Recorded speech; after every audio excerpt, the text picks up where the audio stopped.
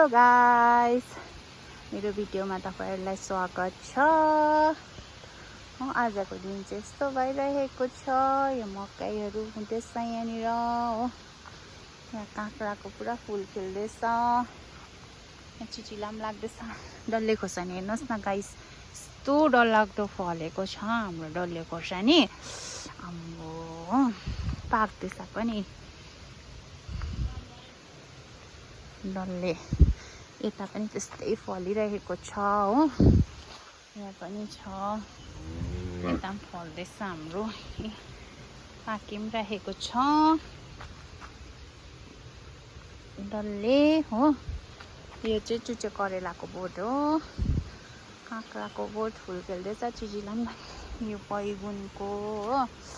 यहाँ पनि छ डल्लेको, नयाँ रोपेको योहरू चाहिँ। यो यहाँ सानो सानो हरियो खोर्सानीहरू पनि रोपेको